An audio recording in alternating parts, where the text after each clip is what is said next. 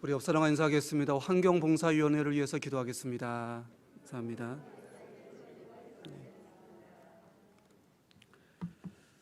네, 그리스도인이라면 누구나 진심으로 소망하는 것이 있는데요. 바로 좋은 교회입니다. 내가 속한 교회가 좋은 교회이기를 바라고요. 또 다른 지역에 이사를 갔거든요. 새로운 교회에 등록을 해야 되잖아요. 당연히 좋은 교회를 찾게 되는 것입니다.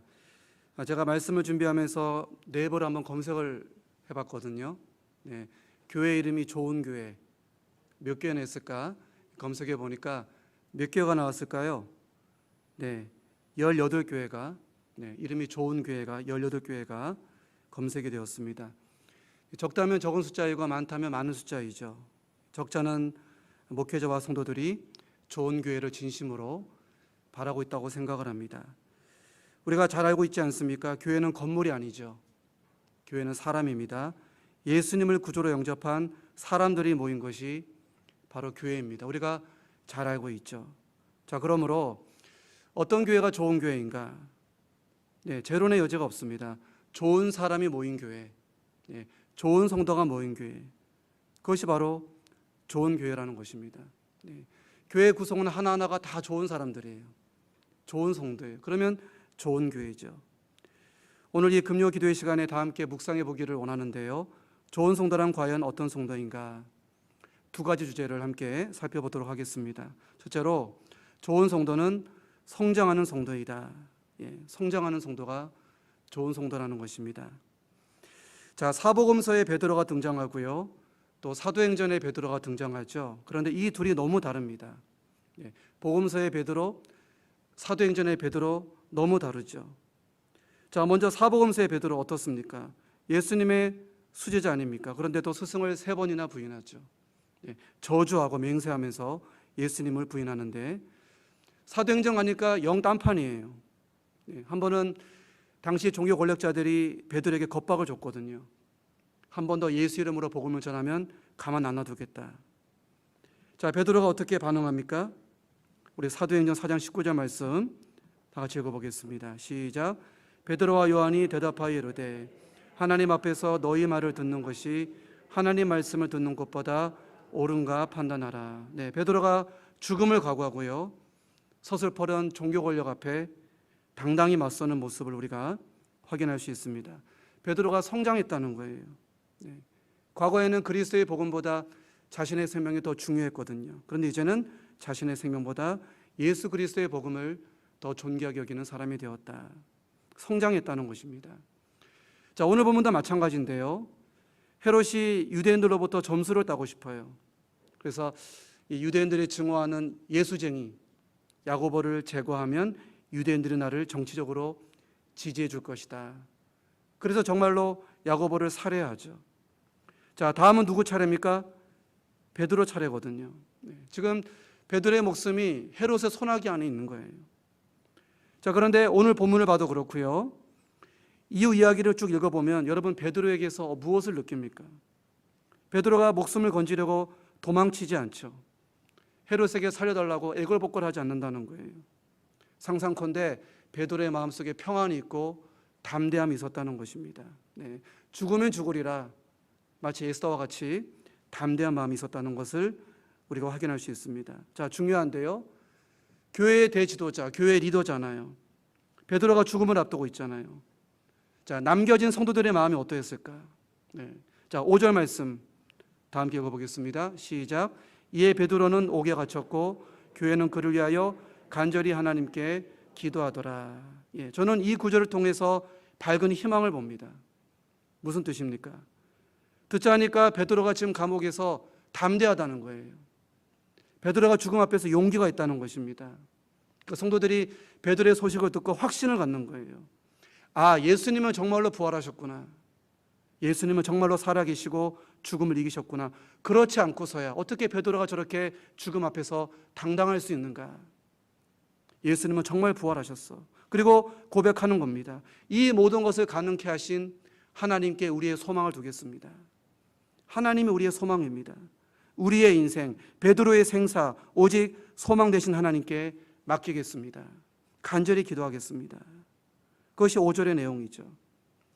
자, 야고보가 이미 죽었지 않습니까? 베드로도 곧 죽을 수 있잖아요. 헤롯의 칼날이 교회를 압박하고 있잖아요. 그런데 조금도 위축되지가 않아요. 네. 마음 졸이면서 움츠러들지 않는다는 거예요. 왜냐하면 베드로를 통해서 성도들이 배운 거예요. 그리스도의 부활, 복음의 부활을 배운 거예요. 아, 부활을 믿으면 저렇게 담대할 수 있구나. 평안할 수 있구나. 그걸 배웠거든요. 그 확신을 가지고 더 뜨거운 마음으로 열정적으로 하나님께 간절히 기도를 했다는 것입니다. 여러분 보십시오. 베드로 한 사람이 영적으로 성장하니까 다른 많은 성도님들이 유익을 얻잖아요.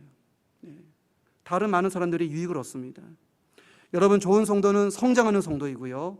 성장하는 그 한 사람의 성도를 통해서 다른 많은 성도님들이 영적으로 큰 유익을 얻는다는 것을 여러분 기억하시기 바랍니다. 여러분 앞에 제 안성호 목사가 서 있는데 제가 우리에게 부목사로서 우리 성도님들을 잘 섬겨야 되지 않겠습니까? 네, 제가 부목사로서 제일 먼저 뭘로 섬길까요? 네, 여러분들을 뭘로 봉사할까요? 여러분, 제일 먼저 제가 영적으로 성장해야 됩니다. 제가 성장해야 돼요. 자, 오해하지 마시고 일반적인 얘기를 한번 해보겠습니다. 가령 제가 목회자로서 눈에 보여지는 교회 일은 참 잘한단 말이죠. 예를 드는 겁니다. 뭐 겉으로 보여주는 설교, 성경 공부, 신방, 찬양인도 그럭저럭 잘 하거든요. 그런데 나는 봉사할 만큼 했다. 이 정도면 성도님들 잘 섬겼다. 이렇게 생각하면 큰일이라는 것입니다. 착각하면 안 된다는 거예요. 여러분, 지금 당장 눈으로 보여지는 표면적인 봉사 이전에 정말 우리가 추구해야 되는 본질적인 봉사가 있다는 거예요. 봉사의 핵심이 있다는 것입니다. 무엇입니까? 내가 영적으로 잘하는 것입니다. 영적으로 성장하는 거예요. 자, 있을 수도 없는 일이지만 가령 사복음서의 베드로가 감옥에 갇혀 있다. 성장하지 않은 채로 감옥에 갇혀 있다. 베드로가 얼마나 불안할까요? 죽음 앞에서 얼마나 초조할까요? 그 모습 바라보는 성도들 얼마나 초조할까요? 얼마나 괴로울까요? 여러분, 내가 영적으로 성장하지 않으면 주변 성도들에게 부정적인 영향을 끼칠 수 있다는 것입니다. 이 어린 자녀를 키울 때 부모로서 참 행복하지만 때로는 어떻습니까? 이 자녀 키울 때 참 마음도 복잡하고 마음도 힘들고 또 체력적으로 힘들 때가 있는데, 한 번은 교회 사역 쉬는 날에 여행을 한 적이 있거든요. 넓은 이 잔디밭에 여행 간 적이 있는데, 한 번은 저기서 어떤 아주머니가 아이들에게 소리를 고래고래 지르는 거예요. 나이가 한 3명, 4명 정도 되는 것 같아요. 여러분, 집 밖에서 아이 셋이 자기 멋대로 해보세요. 정말 엄마는 정신없는 겁니다. 혼이 쏙 빠지는 거죠. 여러분, 어린아이의 특징이 무엇입니까? 어린아이의 가장 큰 특징이 무엇이죠? 어린아이는요, 자기밖에 몰라요. 자기밖에 모릅니다. 자, 그 아주머니의 세 아들이 남들을 배려할 줄 안다. 이타적이다. 그러면 엄마 마음이 상할 일이 없죠. 근데 셋이면 셋, 넷이면 넷, 다 자기밖에 모르거든요. 자, 오빠는 동생 때립니다. 동생은 자기만 맛있는 거 먹겠다 그래요. 또 막내는 어디 갔는지 보이지 않는단 말이죠. 저마다 자기 멋대로 하고 있어요. 엄마의 마음이 얼마나 괴롭습니까? 여러분, 신앙의 세계에도 어린아이가 있다는 거 아십니까? 아직까지 영적으로 어린 사람들이 있다는 거예요. 이거는 나이하고 상관이 없죠. 물론 대체로 나이가 들수록 영적으로 자라긴 하는데, 근데 가끔씩 이런 경우가 있어요. 나이가 어려도 영적으로 어른이 있어요. 젊은 청년인데 기도의 수준을 보니까, 말씀을 대하는 태도를 보니까 이거 영적인 어른이거든요. 그런데 어떤 경우는 이해하고 들어주십시오. 자, 나이가 지극히 드신 어른인데 아이 같아요. 영적으로 마냥 아이 같다는 거예요. 자, 말씀을 준비하면서 제 자신을 생각해 봤는데요. 과거에 내가 영적으로 어릴 때 어떤 모습이었는가. 또 솔직히 지금도 영적으로 어릴 때가 있거든요. 저만 놓고 보니까 제가 영적으로 어릴 때 나밖에 몰랐던 것 같아요. 나밖에 몰라요. 여러분, 영적으로 어린 사람은 자기밖에 모릅니다. 기도를 하는데 자기를 위해서만 기도해요. 기도 내용 들어보니까 자기만을 위해 기도한다. 자, 성경을 읽는데 자기 중심으로 성경을 해석해요. 소위 내가 복음이라 그러죠. 그리고 교회 생활도 어떻습니까? 자기 중심적으로 교회 생활을 하죠. 문제는 무엇입니까? 나로 인해서, 영적으로 어린 나로 인해서 주변의 많은 성도님들이 상처를 받는다는 것입니다. 물론 보여지는 봉사는 참 잘하죠. 네, 경험적으로 참 잘해요. 그런데 과연 그 봉사 안에 성령의 열매가 나타나고 있는가? 네, 봉사와 더불어서 사랑이 나타나고 희락이 나타나고 오래 참음이 나타나고 자비가 나타나고 있는가? 내 중심의 교회 생활이 아니라 하나님 중심의 교회 생활이 되고 있는가? 말인즉슨 내가 영적으로 지금 잘하고 있는가 하는 것입니다. 우리 신약의 고린도 교회를 한번 주목할 필요가 있는데요. 여러분, 고린도 교회는 그야말로 영적으로 어린 교회죠. 아주 유아기 단계의 교회입니다. 고린도 교회는요. 자, 증상이 무엇이죠? 많이 있는데 그 중에 하나가 뭐예요? 바울파, 아볼로파, 게바파, 그리스도파가 있어요. 예, 교회가 분열돼 가지고 늘 갈등이고 다툼이죠.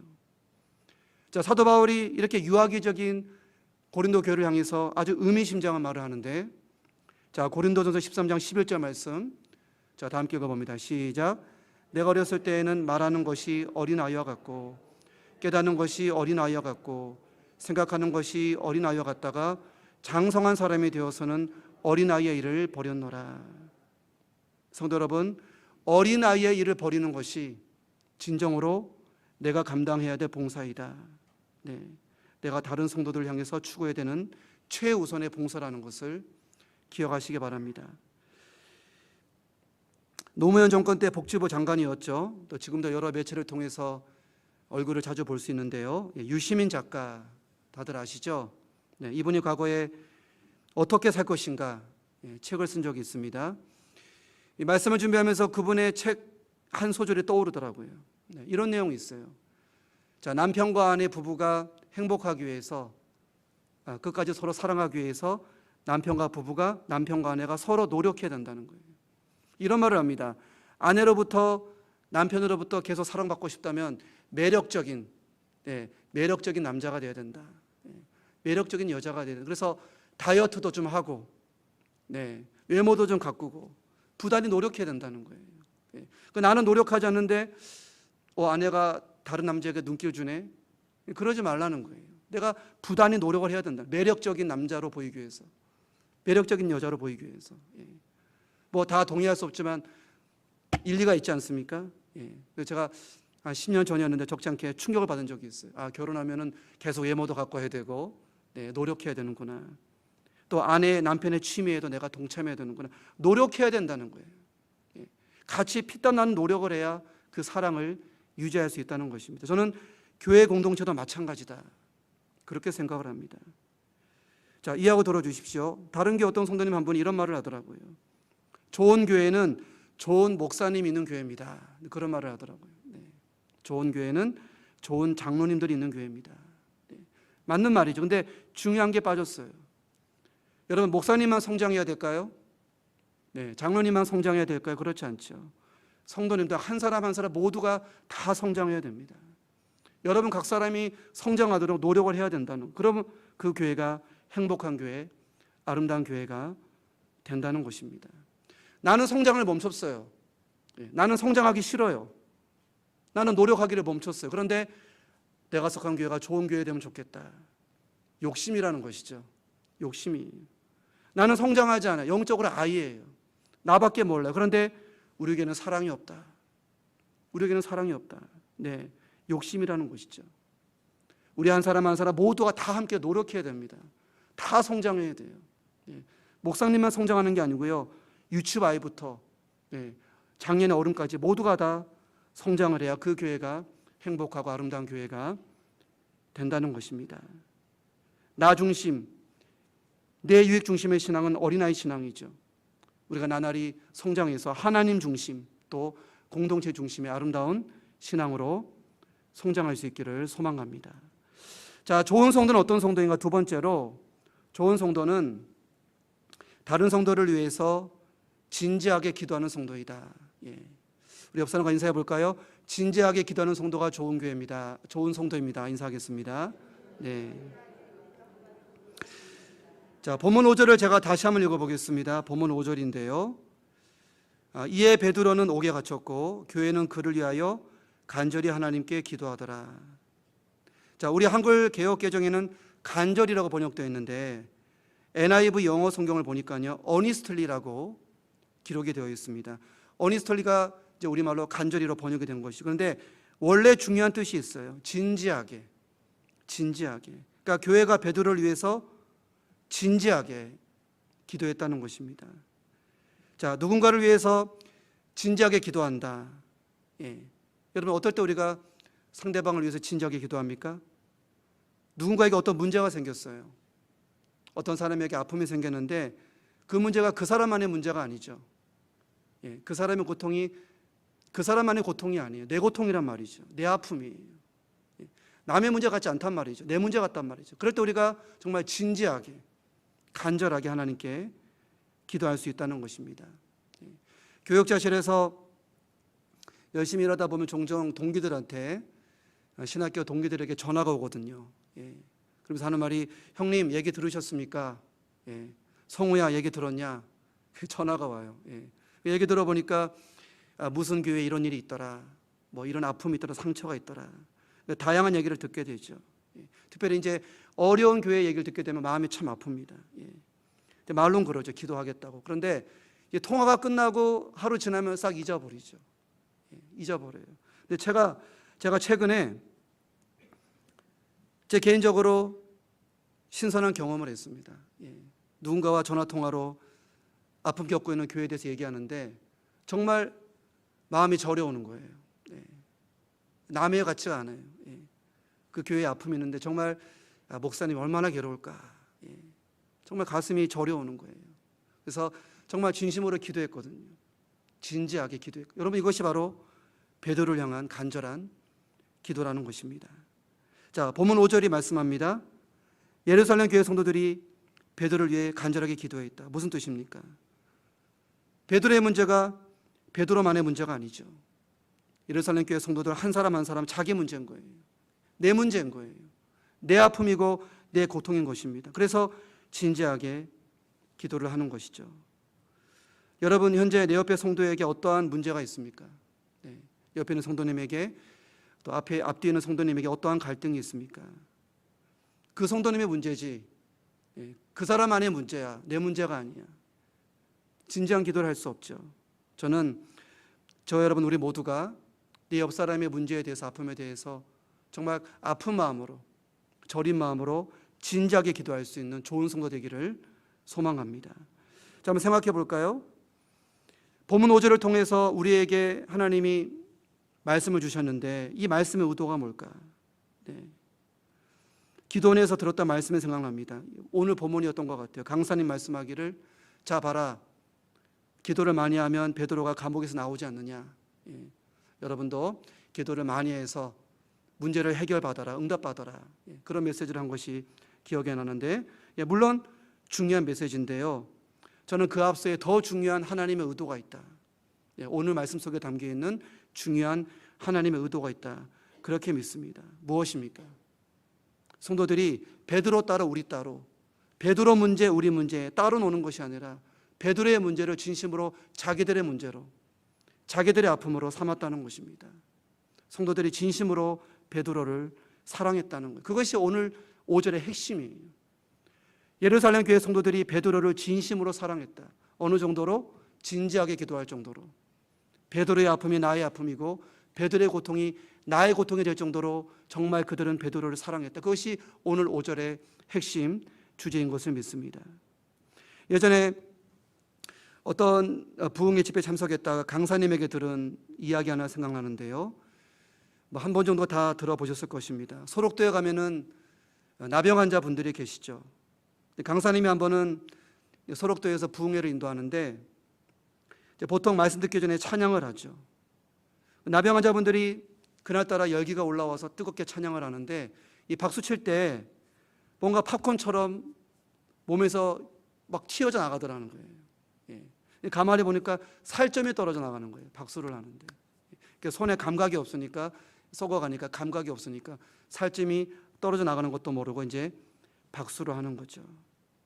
여러분, 나병이 왜 무섭습니까? 나병은요, 살이 썩고 살점이 떨어져 나가도 고통을 느낄 수 없어요. 그래서 나병이 무서운 병이죠. 예. 저는 감히 한번 상상해 보건대 마치 영적으로 나병에 걸린 듯한 그런 교회가 있을 수 있다. 그런 생각을 감히 한번 해봅니다. 어떤 성도님이 정말 괴로워하고 있거든요. 아파하고 있거든요. 힘들어하고 있거든요. 근데 내가 고통을 느끼지 못해요. 예, 고통을 느끼지 못해요. 여러분, 자기 팔을 한번 꼬집어 보시기 바랍니다. 예, 꼬집어서 아프면은 건강한 몸이죠. 정상이. 그런데 아무리 꼬집어도 피는 나는데 아프지 않는다. 여러분, 당장 병원 가보셔야 됩니다. 뭔가 몸에 지금 이상이 생겼다는 것이죠. 자, 에베소서 5장 30절 말씀인데요. 우리는 그 몸의 지체임이라. 자, 아시다시피 교회는 그리스도가 머리 되시는 하나의 몸이죠. 몸에 여러 개의 지체가 있지 않습니까? 문제는 지체 중 하나가 아파하고 괴로워하고 있는데 다른 지체들이 고통을 느끼지 못한다는 거예요. 아픔을 느끼지 못해요. 너는 너지, 나는 나야. 그게 왜 아픈데? 그게 왜 상처인데? 전혀 고통에 공감을 못하고 있어요. 여러분, 건강하지 않죠. 병든 것이죠. 예. 진지한 기도가 어렵죠. 진지한 기도는커녕 기도 자체가 어려울 수 있다는 것입니다. 제가 최근에 성경을 한 구절 읽었는데요. 짧은 성경 구절 하나가 제 마음에 큰 울림이 되는 그런 경험을 했습니다. 세번역 성경 요한복음 11장 35절인데 이런 말씀이 있어요. 세번역인데요. 예수께서는 눈물을 흘리셨다. 예수께서는 눈물을 흘리셨다. 마리의 오빠 나사로가 죽었을 때 예수님께서 눈물을 흘리셨죠. 저는 요한복음 11장 35절의 이 짧은 구절 하나가 진정으로 예수님을 예수님답게 한 것이다. 진정으로 예수님을 예수님답게 했다. 그렇게 생각을 합니다. 여러분, 예수님이 누구십니까? 여러분, 나사렛 예수님은요, 인간을 진실로 사랑하는 분이십니다. 인간이 겪는 아픔이 있거든요. 인간이 겪는 고통이 있어요. 절망과 낙심이 있는데 예수님께서 이 모든 것들에 대해서 진지한 태도, 공감하는 태도, 아픔을 느끼는 진지한 태도를 가지고 계셨다는 것입니다. 이를테면 너희가 지금 고통당하는 것이 너희 조상 아담 때문에 그런 거 아니냐. 너희 아담 조상이 죄지어서 지금 이 세상이 엉망됐는데 너 죄값 치러라. 너 고통받고 살아라. 예수님이 방관하지 않았다는 거예요. 너는 나고 나는 나지. 그러기 왜 죄를 지었어? 왜 불순종했어? 그렇게 벌받는 게 당연하지. 예수님이 그런 태도가 아니었다는 거예요. 예수님께서는 눈물을 흘리셨다. 여러분이 아픔당하고 있을 때, 고통당하고 있을 때, 괴로워하고 있을 때 예수님이 진지한 태도. 안성호 목사의 고통이 내 고통이지. 아무개 집사님의 고통이 내 고통이지. 예수님이 인간에 대해서 진지한 태도를 가지고 계셨다는 것입니다. 그것이 바로 십자가의 대속의 십자가로 이어진 것이죠. 자, 마태복음 16장 16절을 제가 상반절을 우리 함께 읽어볼까요? 자, 읽어봅니다. 시작. 또 내가 내게 이르노니 너는 베드로라. 내가 이 반석 위에 내 교회를 세우리니. 자, 그냥 교회가 아니죠. 내 교회입니다. 나 예수 그리스도의 교회라는 거예요. 무슨 뜻입니까? 내가 장차 교회를 세울 텐데 나를 닮은 교회, 나 예수 그리스도를 닮은 교회를 장차 세울 것이다. 나와 똑같은 마음을 품은 교회, 인간에 대해서 사람에 대해서 진지한 태도를 지니는 교회, 내가 반드시 그러한 교회를 세울 것이다. 예수님께서 선포하셨죠. 저는 예수님께서 우리 성도교회를 보실 때 바로 성도교회가 그런 교회다. 성도교회가 바로 내가 세우고자 했던 바로 그 교회다. 이렇게 기뻐하시고 예수님께서 영광을 받으시기를 진심으로 소망합니다. 여러분, 기도회니까 어쩔 수 없이 기도하는 것이 아니고요. 안성호 목사가 앞에 나와서 누구누구에서 기도하라 그러니까 할 수 없이 기도하는 것이 아니고요. 우리가 예루살렘 교회 성도들의 진지한 마음을 품을 수 있기를 소망합니다. 베드로의 아픔이 나의 아픔이고 베드로의 고통이 나의 고통이지, 아무개 집사님, 아무개 권사님의 고통이 나의 고통이지. 우리가 진지한 태도로 진지한 마음으로 구할 수 있기를 소망합니다. 우리 교회 안에 아직 안 믿는 남편이 있거든요. 안 믿는 자녀가 있단 말이죠. 가족권을 위해서 진지하게 기도하는 그런 성도님이 있습니다. 간절히 기도하는 분들이 있거든요. 우리가 방관하지 말고요, 진지한 마음으로 같은 마음을 품고 그분을 위해서 기도할 수 있기를 소망합니다. 또 경제적인 어려움에 처한 분들이 있어요. 금융적인 어려움으로, 사업의 어려움으로 정말 숨을 헐떡이는 분들이 있죠. 여러분, 그 사람만의 문제입니까? 아니죠. 우리 한 몸이죠. 우리가 진지한 마음으로 그분을 위해서 기도할 수 있기를 소망합니다. 네, 건강의 문제 정말 심각하지 않습니까? 최근에 우리 금요 기도 때마다 기도하고 있는데 암 판정을 받으셨죠.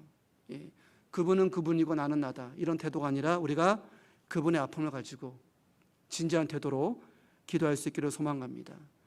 목회자로서 부탁드리기는 이 부목사 입장에서 간절한 기도 제목이 있거든요. 예, 부목사로 교회를 섬길 때 이렇게 부족한 사람이 이렇게 단점 많은데 어떻게 이 사명 감당할까? 자신감이 없을 때가 있어요. 예, 자신감이 없어요. 용기가 나지 않을 때가 있습니다. 여러분, 우리 목회자를 위해서, 부목사님들 위해서, 전도사님 위해서 간절히 진지하게 기도해 주시기 바랍니다. 예, 담임 목사님을 위해서 기도해야죠. 담임 목사님의 건강, 가정, 말씀 사역, 또 노예를 섬기는 일에도 하나님 은총을 베풀어 주시옵소서. 여러분 진지하게 기도해 주시기 바랍니다. 그 밖에도 여러 가지 이유로 고통당하는 많은 성도님이 있지 않습니까? 예, 우리가 당신은 당신, 나는 나 이렇게 병든 지체와 같은 그런 태도가 아니라 진지한 태도로 그 사람의 아픔이 나의 아픔이지 그 사람의 문제가 나의 문제 정말 진지한 태도로 간절하게 하나님께 매일마다 기도할 수 있는 복된 성도가 되기를 진심으로 소망합니다.